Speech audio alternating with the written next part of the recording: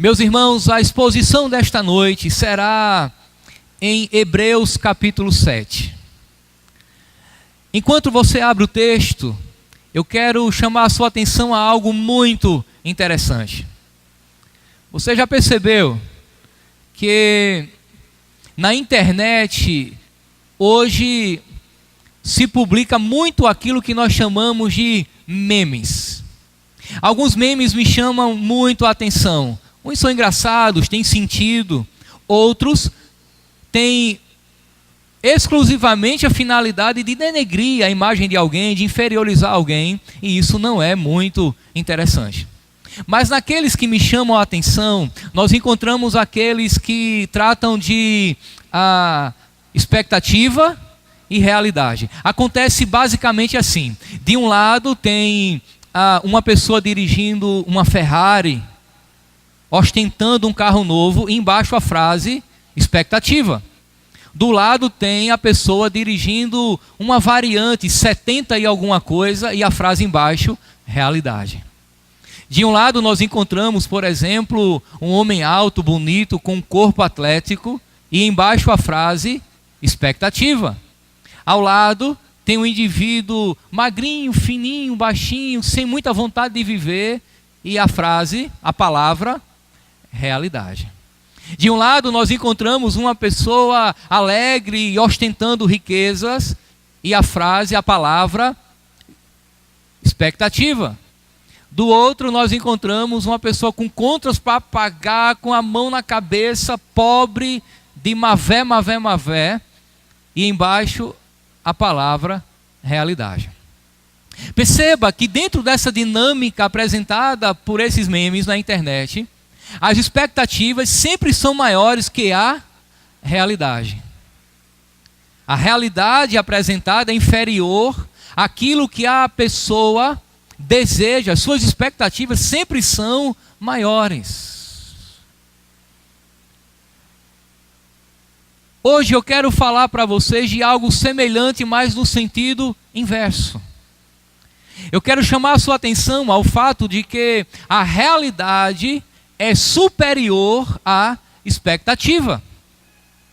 A realidade é superior à expectativa. Continue prestando atenção e raciocinando comigo. Vamos contextualizar fazendo uso das inúmeras irmãs da nossa igreja que já foram mães e algumas que que estão grávidas, por exemplo. Há uma expectativa de aproximadamente 39 semanas, 40 semanas, um pouco para mais ou um pouco para menos, de que aquela criança nasça. A realidade é sempre superior à expectativa, porque a realidade é ter o bebê nos braços.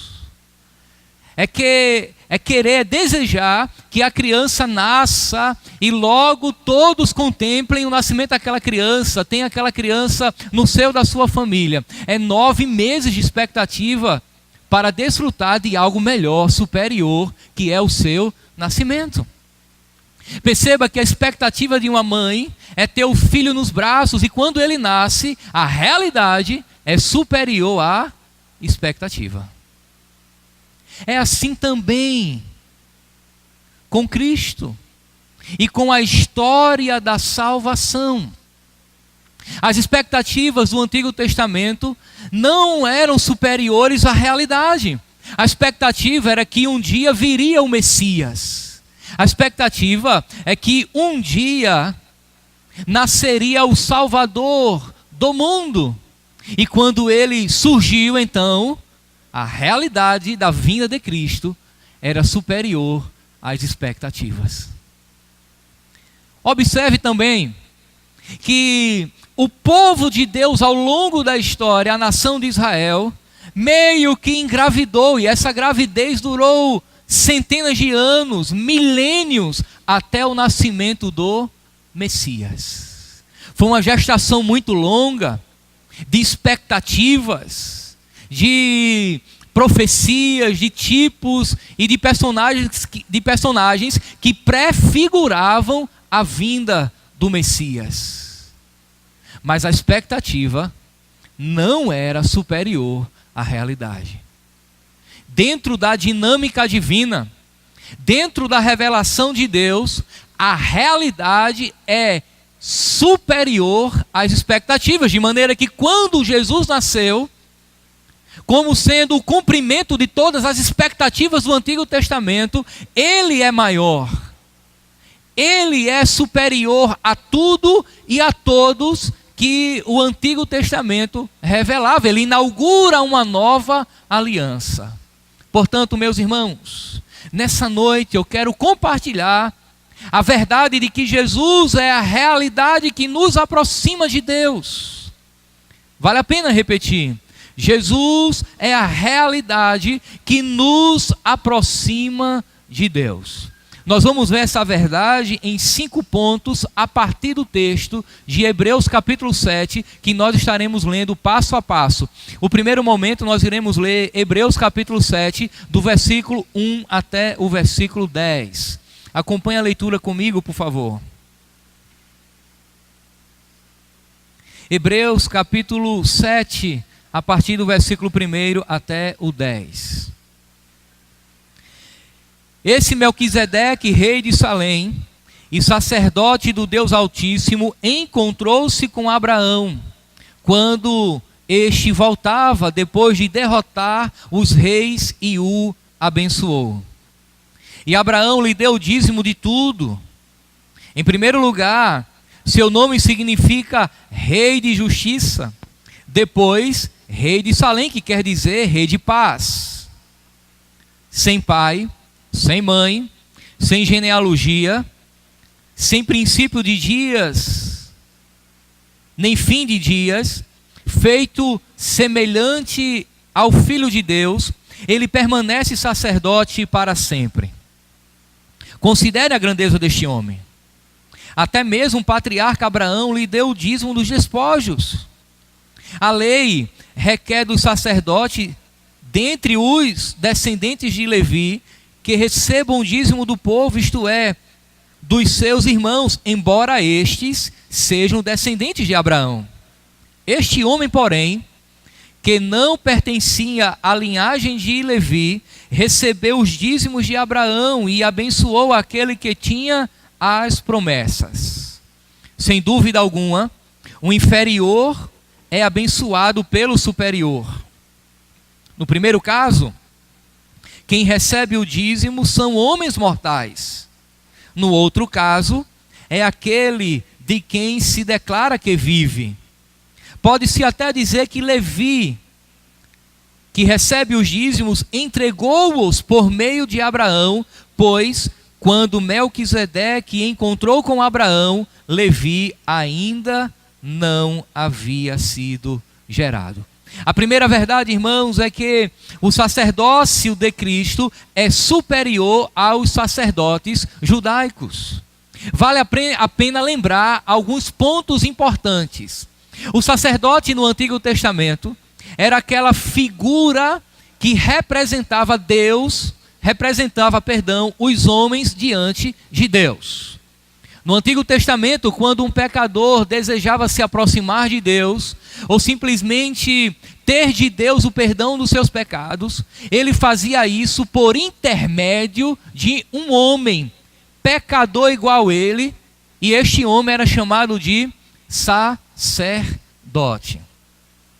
A grande questão agora é que o autor nos apresenta uma linhagem sacerdotal superior àquela que foi estabelecida no Antigo Testamento a partir da tribo de Levi. Esse sacerdote, irmãos, e essa linhagem é o sacerdote Melquisedeque e a sua ordem sacerdotal. Perceba que o verso 1 do capítulo 7 é a continuação do capítulo 6. Quando diz este Melquisedeque, é uma referência ao verso 20 do capítulo 6, pois o texto diz assim: onde Jesus, que nos prometeu, entrou em nosso lugar, tornando-se sacerdote para sempre, segundo a ordem de Melquisedeque. Este Melquisedeque, rei de Salém, e o texto continua. O texto continua, meus irmãos, porque no Antigo Testamento haviam dois grandes sacerdotes, Melquisedeque e Arão. E agora diz o texto que Abraão, quando retorna das suas vitórias militares, ele encontra este homem misterioso, esse personagem que nós não temos muita informação acerca dele, chamado Melquisedeque, e oferta a Melquisedeque o dízimo de tudo aquilo quanto ele tinha conquistado nas guerras.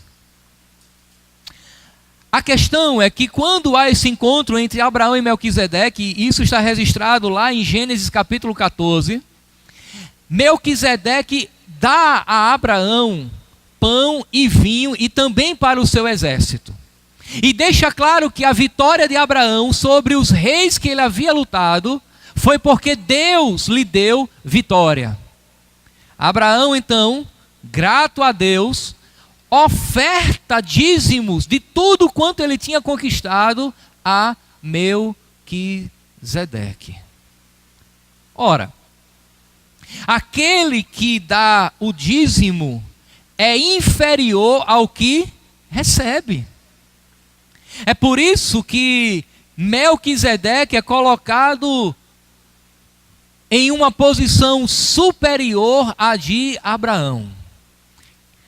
Melquisedeque não era Jesus Cristo pré-encarnado, como alguns teólogos defendem.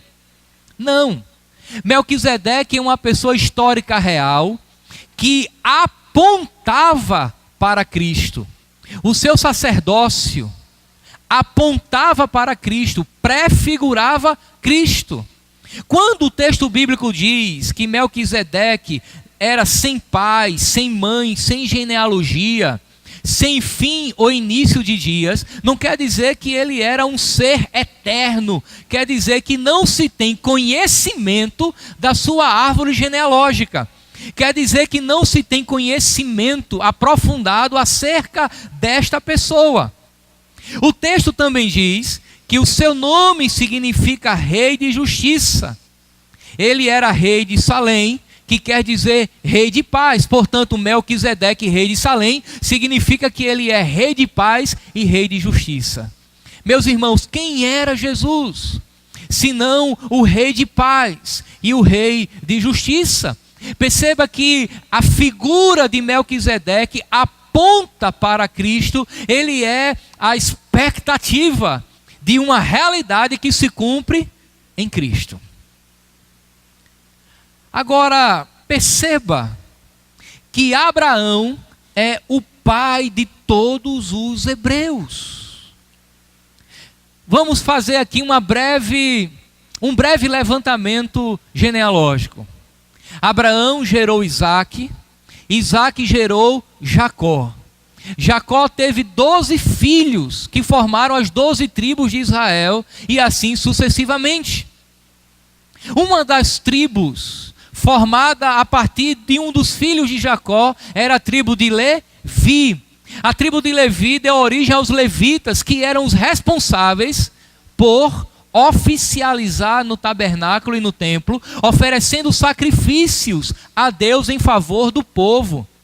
Quando Abraão oferece dízimos a Melquisedeque, Levi nem existia, mas estava nos seus lombos. Logo, Levi também ofereceu dízimo a ofereceu dízimo a Melquisedeque, reconhecendo a sua superioridade.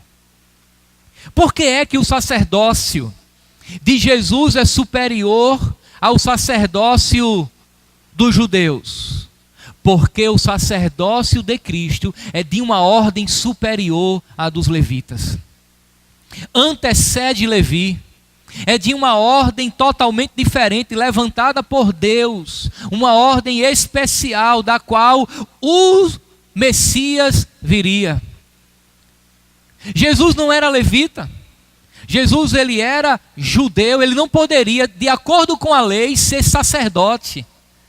Mas ele era sacerdote segundo a ordem de Melquisedeque. Ou seja, meus irmãos, uma ordem superior. E daí eu quero lhe chamar a atenção a um fato importante. O fato de que quando nós nos aproximamos de Deus, nós nos aproximamos por meio daquele que é uma realidade superior. uma realidade superlativa. Nós nos aproximamos diante de Deus através de Jesus Cristo, que é superior em poder e em qualidade. Quando você resolve fazer as suas orações a Deus e Deus ouve, é porque você ora em nome de Jesus. Quando você adora a Deus, nesse momento aqui, por exemplo, ou na sua adoração individual, particular em sua casa, você não adora através de um sacerdote humano levita, você adora através de um sacerdote, homem perfeito, Deus perfeito, mas superior a tudo e a todos. Você adora, ora, louva a Deus através de Jesus Cristo, o Filho de Deus.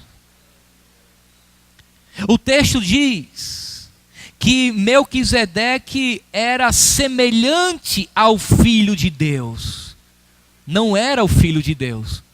Ele apontava para. Portanto, essa é a primeira grande verdade. Segundo, o sacerdócio de Cristo é mais efetivo do que o dos sacerdotes do judaísmo. Observe agora os versículos de 11 a 19. Acompanhe a leitura comigo. Se fosse possível alcançar a perfeição por meio do sacerdócio levítico, visto que em sua vigência o povo recebeu a lei, por que haveria ainda necessidade de se levantar um outro sacerdote, segundo a ordem de Melquisedeque, e não de Arão? Certo é que, quando há mudança de sacerdócio, é necessário que haja mudança de lei. Ora, aquele de quem se dizem estas coisas pertencia a outra tribo, da qual ninguém jamais havia sido ou servido diante do altar. Pois é bem conhecido que nosso Senhor descende de Judá, tribo da qual Moisés nada fala quanto a sacerdócio.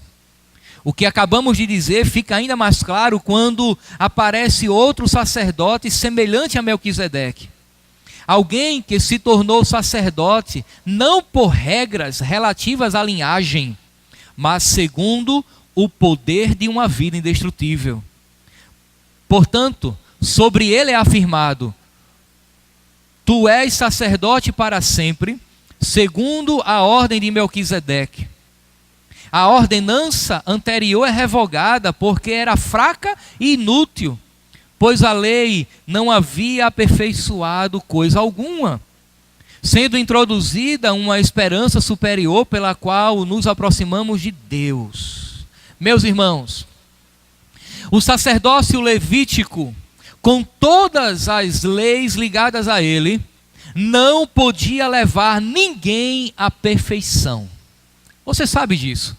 Um pecador pecava, ele ia até ao levita, oferecia um sacrifício a Deus, e logo pecando ele deveria voltar e oferecer um outro sacrifício. Pecando novamente ele deveria voltar e oferecer um novo sacrifício.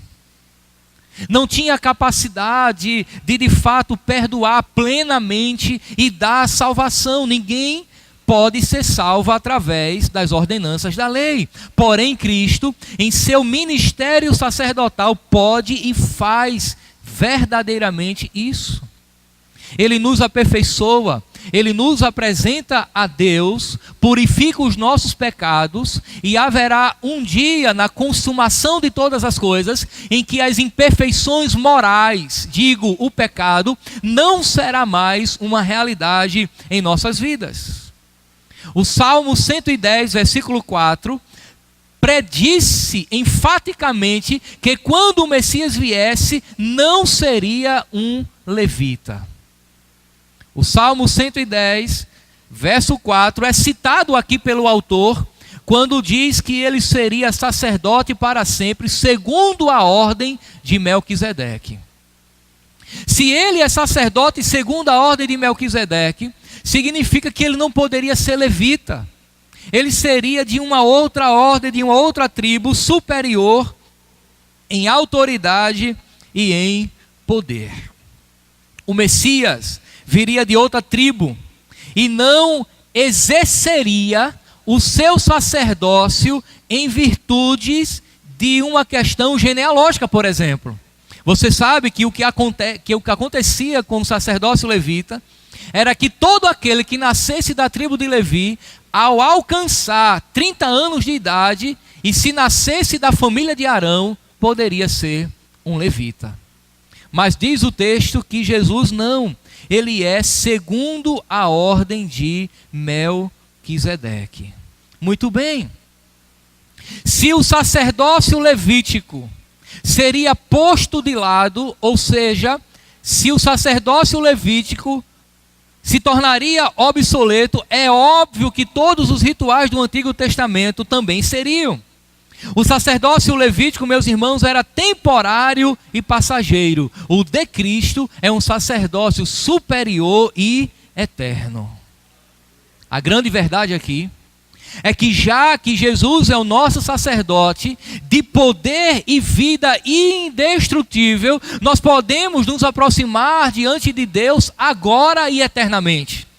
Perceba que o texto diz que este sacerdote da linhagem de Melquisedeque não é segundo uma outra coisa, mas segundo o poder de vida indestrutível. Está dizendo que Jesus é superior.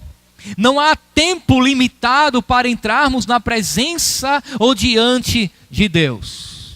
Lembre-se, no Antigo Testamento havia um dia específico, o dia do perdão, chamado de Yom Kippur.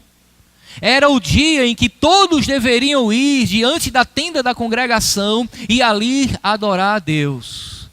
Mas Jesus falou para a mulher samaritana, lá no capítulo 4 do Evangelho de João, que os verdadeiros adoradores adoram o Pai em espírito e em verdade. Logo, em Cristo, não depende de um dia ou de uma hora exata ou de limitação de tempo. Pode ser qualquer hora, qualquer dia, ou todos os dias, em todas as horas, indefinidamente. Eternamente adorando a Deus. Logo, meu irmão, se você gosta de estar na presença de Deus, saiba que você pode fazer isso sempre e eternamente. Se você busca um lugar de prazer e satisfação, o melhor lugar é a presença de Deus. Se você está passando por dificuldades, problemas e quer refugiar-se, o melhor refúgio é a presença de Deus. Se você resolve se esconder de algo ou de alguém, e isso é necessário, o melhor esconderijo é a presença de Deus.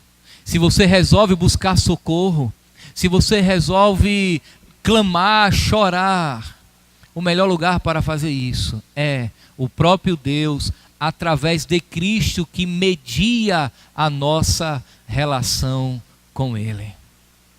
Há uma terceira lição aqui.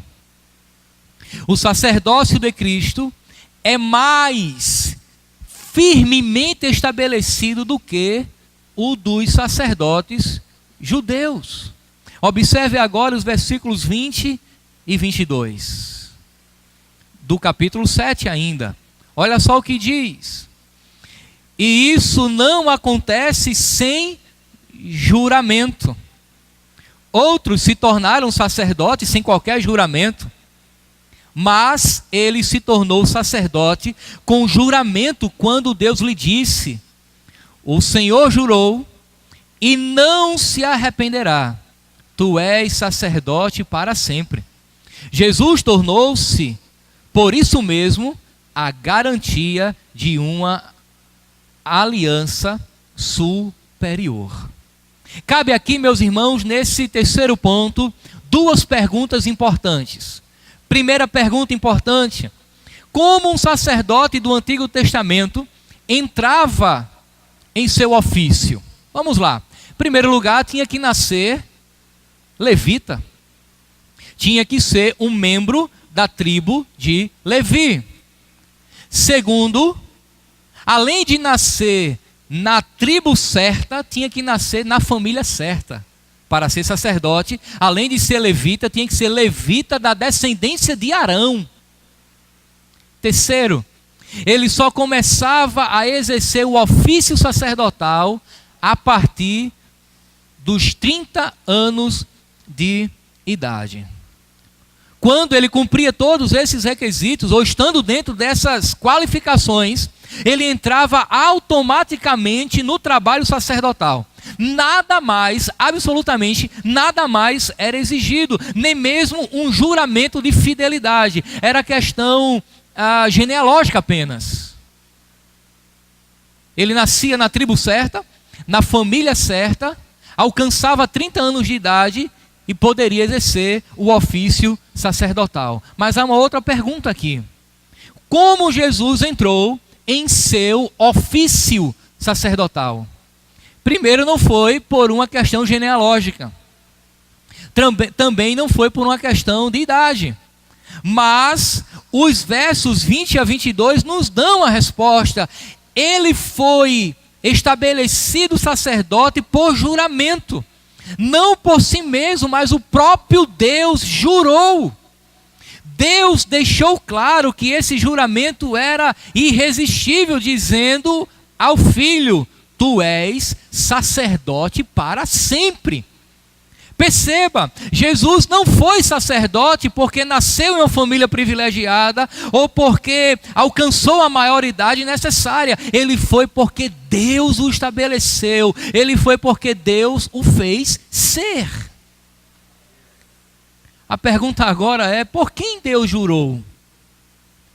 Quando nós fazemos um juramento, nós juramos por aquele que é superior a nós mesmos. Você sabe disso. Eu juro por isso, eu juro por aquilo. Mas quando Deus se compromete em juramento, Deus está jurando por quem? Se não há ninguém ou nada maior do que Ele. Quando Deus faz isso, meus irmãos, Ele está penhorando a sua própria palavra. Deus jura por si mesmo. Logo, Jesus ele foi estabelecido sacerdote, mediador entre os homens e Deus, porque Deus se comprometeu consigo mesmo. É por isso que o sacerdócio de Cristo é validado. É Deus quem diz: tu és sacerdote para sempre. E dessa forma fica claro que Jesus é a garantia de uma aliança melhor, mais segura, superior à nova aliança. Você lembra no momento na Páscoa, aquela última que Jesus celebra com seus discípulos? Ele pega o cálice depois de ter comido o pão e diz o quê? Este é o cálice da nova aliança no meu sangue. Jesus está dizendo: eu vou morrer por vocês, pecadores. Jesus está dizendo: eu sou o sacerdote que Deus instituiu por juramento, que aproximará pecadores a Deus. Ele estabelece uma aliança superior. Por isso, meus irmãos, nós podemos nos aproximar de Deus, porque Deus se comprometeu consigo mesmo que Jesus seria o nosso sacerdote. Cristo de fato nos aproxima de Deus e isso não falha. Um sacerdote do Antigo Testamento poderia falhar. Você sabe que antes de ele oferecer uma oferta de sacrifício pelo pecador, ele oferecia por si mesmo, porque ele era falho, pecador tanto quanto. Era uma mediação falha, limitada, ainda em trevas, sobre as sombras. Era uma expectativa, não era a realidade. A realidade é Cristo. A realidade é exatamente o cumprimento do que as expectativas apontavam. Cristo, Jesus, a centralidade da nossa fé. É por isso que domingo após domingo, culto após culto, você vem a este lugar para ouvir a mesma coisa acerca da mesma pessoa, acerca do evangelho que se torna sempre novo em nossas vidas. Nós falamos de Jesus incansavelmente. E quando você vier o próximo domingo, qual será o tema da pregação? Jesus. E quando você vier o próximo domingo, outro, até o dia em que a igreja será tomada aos céus, qual será o tema da pregação? Jesus. É a centralidade da fé.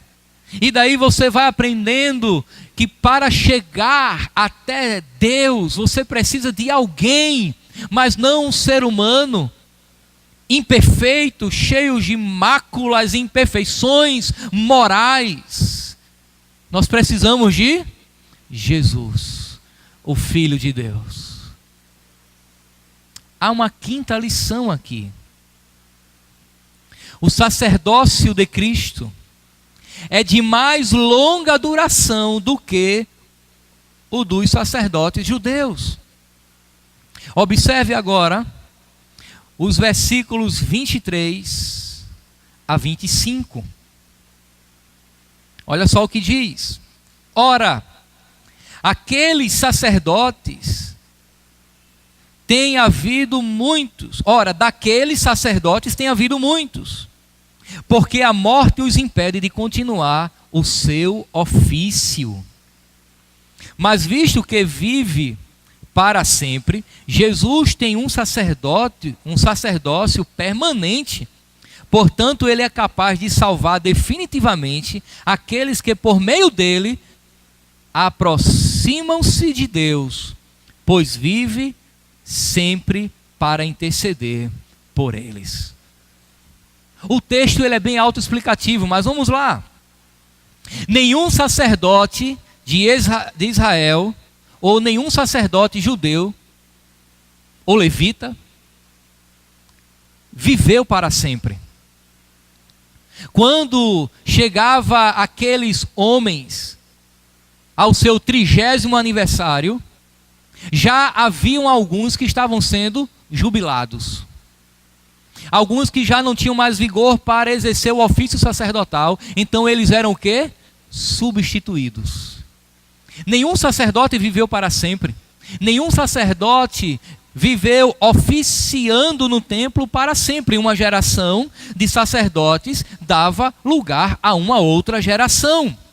Portanto, o sacerdócio era marcado por constantes mudanças. Sempre havia uma geração que substituía uma outra. E aí o sacerdócio permanecia, mas o sacerdote não. Bem, com o Senhor Jesus não é assim. O sacerdócio foi dado pessoalmente e não era hereditário. Foi dado por Deus, não por uma questão familiar. Logo, ele não poderia ser transferido para outro. Por quê? Porque Cristo vive para sempre. Eu não sei se você já percebeu, mas há um detalhe na vida e na obra de Cristo que confunde a mente de muitos de nós cristãos. O sacerdote tinha que ser homem perfeito, e Jesus era homem perfeito. O texto bíblico diz que Jesus permanece intercedendo por nós para sempre. Logo, quando ele morre e ressuscita, ele continua sendo homem perfeito diante de Deus para todo sempre. Jesus não foi homem, na morte e ressurreição deixou de ser. Ele continua sendo o sacerdote, intermediando os seres humanos diante de Deus, meus irmãos, e isso para sempre. Eu quero dizer que quando você ora a Deus, por exemplo, pedindo a Ele perdão pelos seus pecados, Jesus não te perdoa e vai embora. Ele continua diante de Deus, trazendo você à sua presença. Você não entra na presença de Deus agora e nunca mais, porque o sacerdote morreu. Você entra na presença de Deus agora e permanece diante de Deus, porque Jesus te representa lá. Isso quer dizer, meus irmãos, que quando nos aproximamos de Deus por meio de Jesus, Ele sempre está presente, sempre ali, sempre à disposição, jamais se ausenta. Todas as vezes que você clamar a Deus, Jesus está lá para transferir as suas orações a Deus. Todas as vezes que você recorre a Deus clamando por socorro, Jesus está lá para te aproximar de Deus. Todas as vezes. Não vai haver um momento em que Cristo não esteja à disposição daquele que o clama.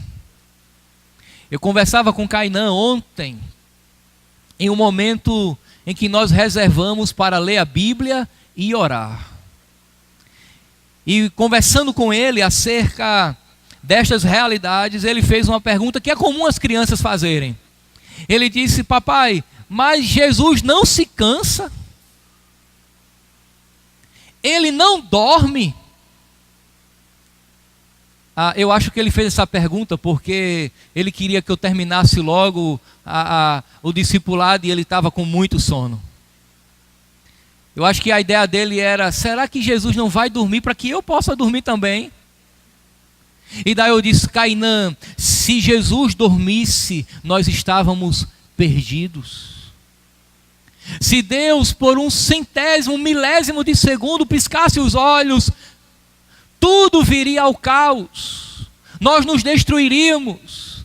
A grande questão é que Deus nos sustenta o tempo todo, está sempre atento. E todas as vezes que os seus filhos vão em busca de Deus, o nosso supremo, o grande sumo sacerdote está lá à disposição e nos conduz à presença de Deus.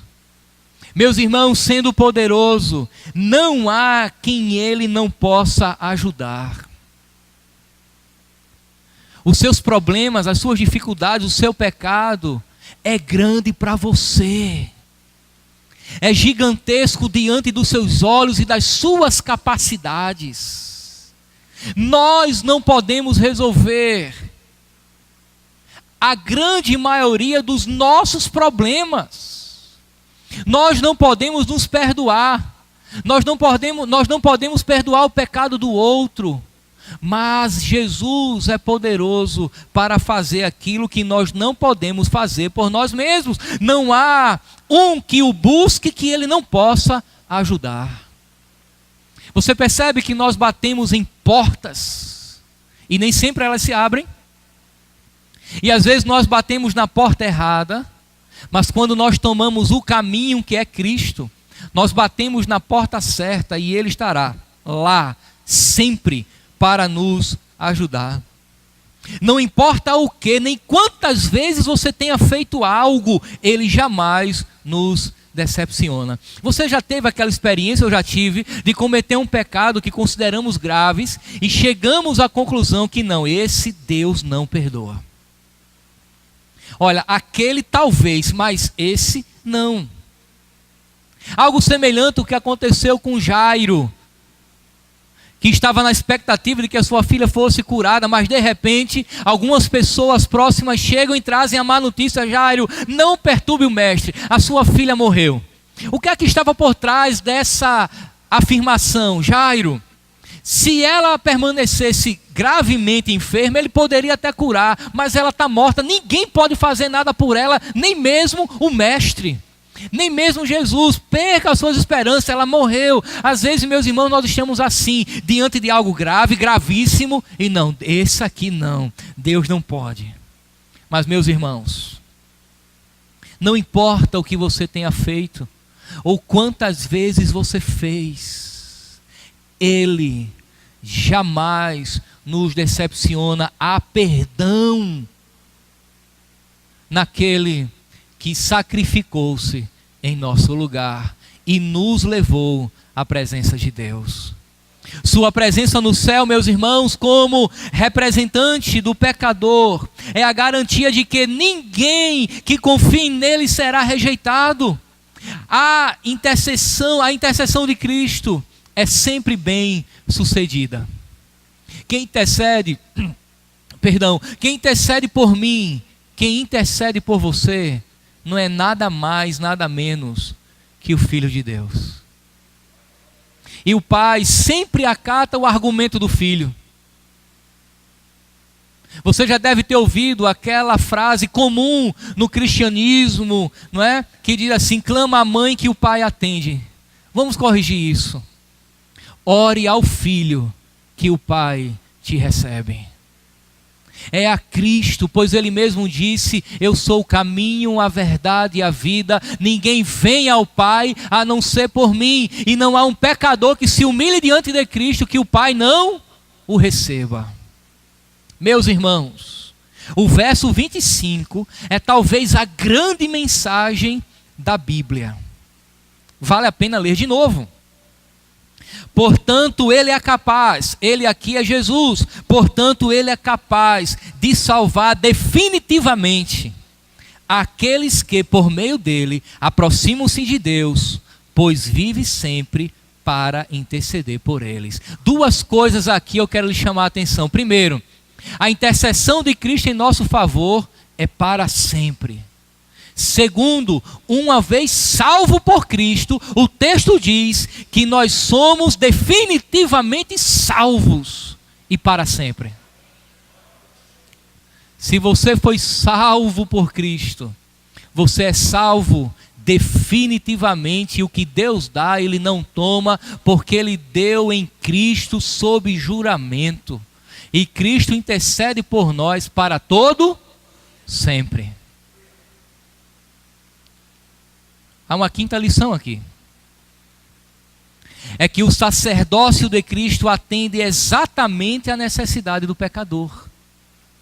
O sacerdócio de Cristo atende exatamente às necessidades do pecador. Bem, se você aproveitou a promoção bombástica, né, que o Joaquim publicou nas redes sociais esse último final de semana, você foi comprar o seu carro 0 km. E você certamente esteve dentro daqueles 60 que foram vendidos. Mas quando você vai comprar um carro, o comprador tem um cuidado de apresentar aquele carro como sendo o que supre melhor a sua necessidade. É sempre assim, você vai comprar qualquer coisa, você percebe que aquele objeto, seja lá o que for, supre a sua necessidade ou não. Bem, o sacerdócio de Cristo atende exatamente a necessidade do pecador. É provável que você compre um produto pensando que vai suprir a sua necessidade e chegando em casa, não. Pode acontecer com você, por exemplo, o que aconteceu com a minha mãe, que comprou um armário da cozinha. Quando chegou em casa e montou, percebeu que não era muito aquilo que ela gostava. Ela devolveu e trocou por um segundo. Chegou, ela percebeu que ainda não era aquele, e ela trocou por um terceiro. Chegando, ela disse: eu não gostei da cor. Trocou por um quarto. Só ficou com ele por constrangimento, mas ainda não era aquele que ela desejava.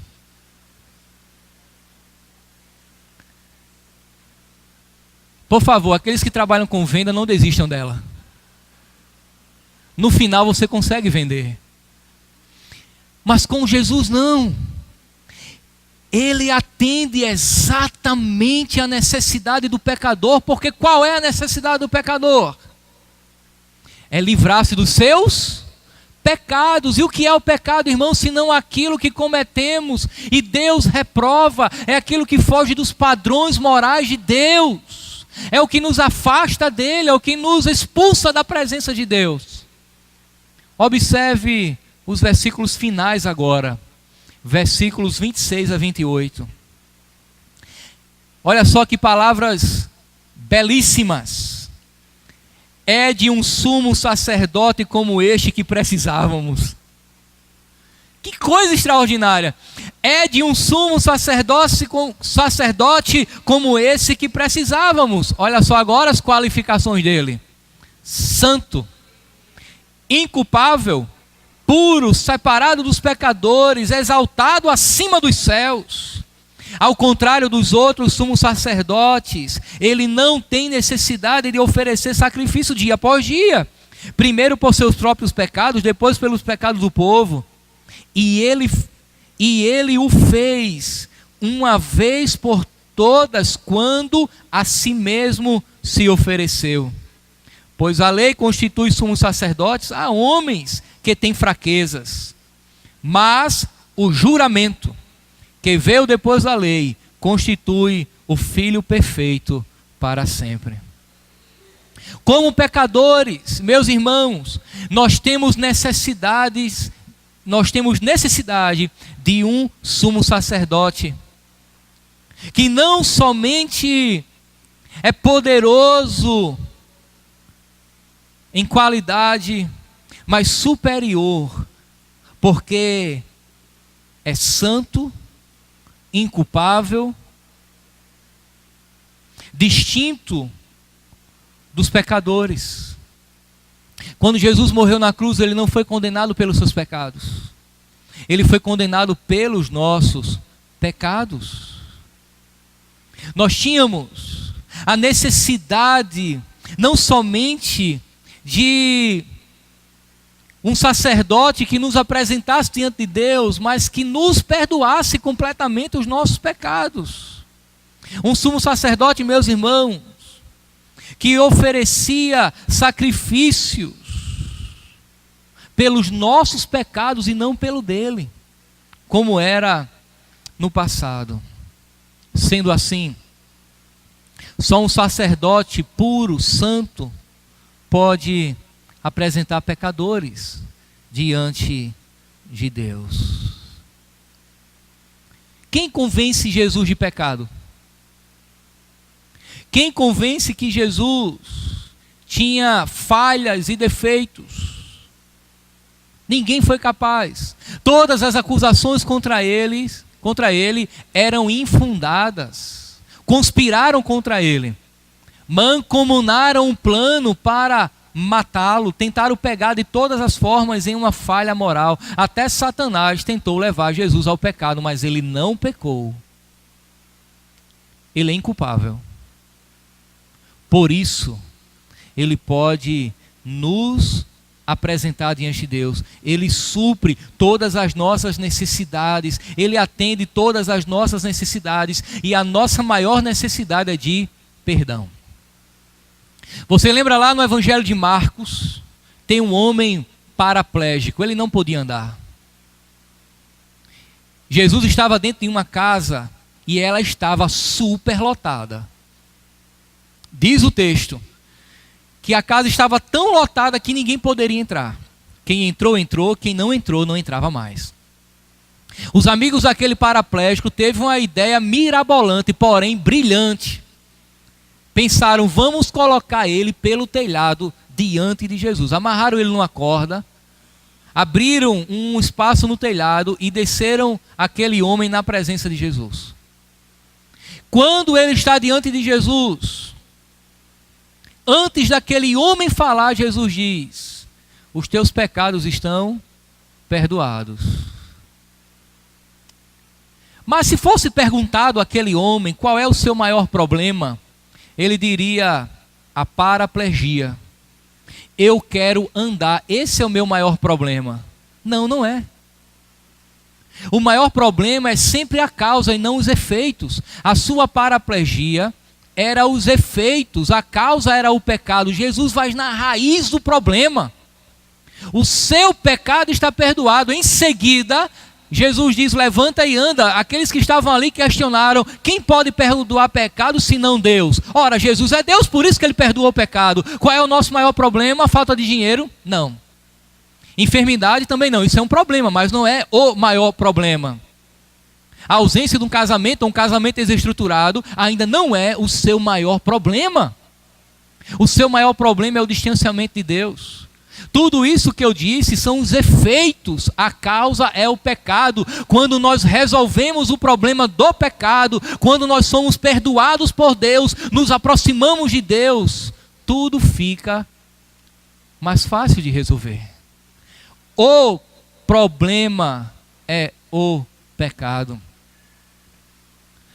Ninguém vai ficar fora do reino de Deus porque não tem dinheiro, mas fica fora se não tiver os seus pecados perdoados. Ninguém vai ficar fora do reino de Deus porque não teve um casamento bem sucedido, mas ficará fora do reino se os seus pecados não forem perdoados. Ninguém ficará fora do reino de Deus porque tem uma doença grave, medonha, difícil de ser curada. Pode até morrer por meio dela, como diz meu sogro sabiamente: ninguém morre de saúde. Sempre morre pelo viés da doença ou de um acidente. Vai acontecer alguma coisa que nos levará a desfrutar da morte, mas nada disso nos deixará fora do reino de Deus. Mas o pecado deixa os seres humanos fora do reino de Deus. Meus irmãos, por fim, nos aproximamos de Deus pelos méritos de Cristo e não pelas nossas obras ou ações religiosas. Tudo isso você compreendeu que a realidade é Cristo que nos aproxima diante de Deus. Nós não nos aproximamos diante de Deus porque somos bons ou cumprimos com a nossa prática de vida religiosa. Perceba, As esmolas, por exemplo, não nos aproximam de Deus. Nós ajudamos as outras pessoas porque Cristo nos aproximou de Deus. É diferente. As obras não são mediadoras. Eu tenho a capacidade de ajudar outro porque eu estou diante de Deus em Cristo.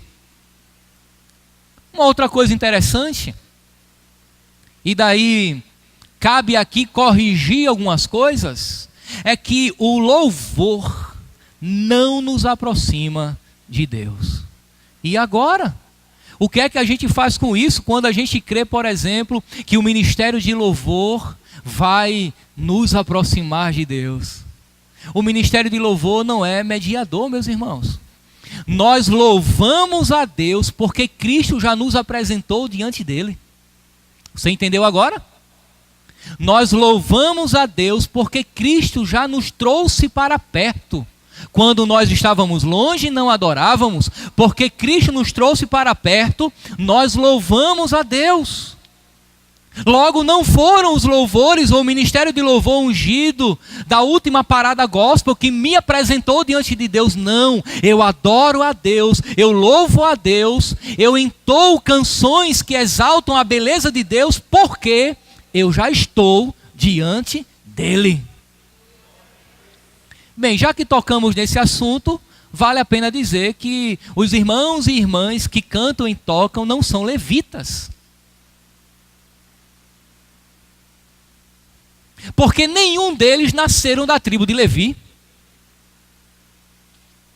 Convencionou-se chamar os que tocam e cantam de levitas, o que é uma visão muito reduzida, minimizada do que os levitas faziam, porque os levitas varriam o templo, montavam, desmontavam, ensinavam Bíblia, e infelizmente nós temos uma defasagem na maioria dos ministérios de louvor de pessoas que são bons de Bíblia. Infelizmente. Nós encontramos ministérios de louvores que tocam e saem do culto. Pessoas totalmente descomprometidas. Então não podiam ser levitas por inúmeras questões. São homens e mulheres que Deus levantou para entoar cânticos. Ministro de louvor, ministros, músicos, como queiram. Mas levita no sentido, jamais.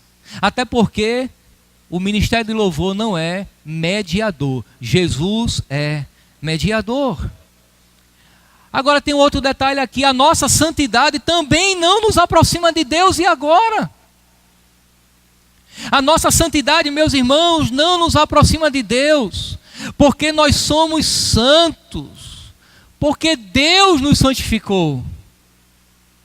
Somos santos porque Cristo nos santificou e nos aproximou de Deus. Porque se dependesse da minha santidade, jamais eu estaria diante de Deus. Eu sou santo porque Cristo me trouxe para perto. O princípio é o mesmo. A santidade é minha e não são as minhas obras que me aproximam de Deus. Eu não sou santo para entrar na presença de Deus. Eu sou porque já estou.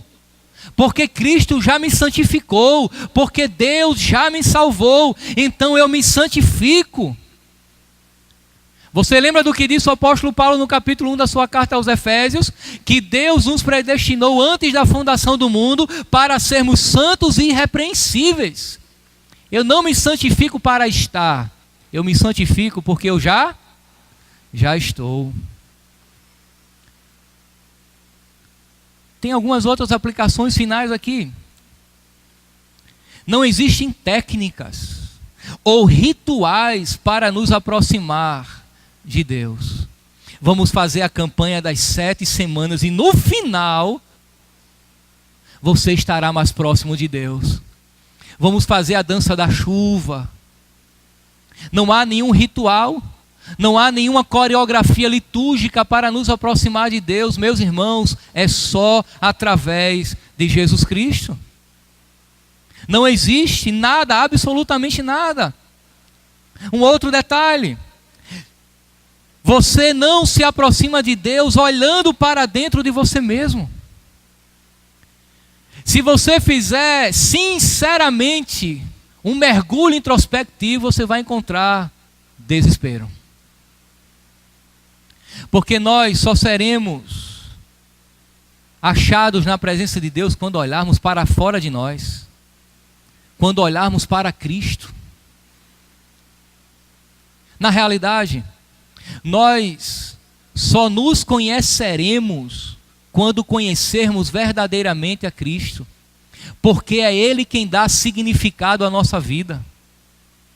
Há muita gente procurando o sentido real da vida, mas você só encontrará o real sentido da vida quando Cristo te pegar pela mão e te conduzir à presença de Deus.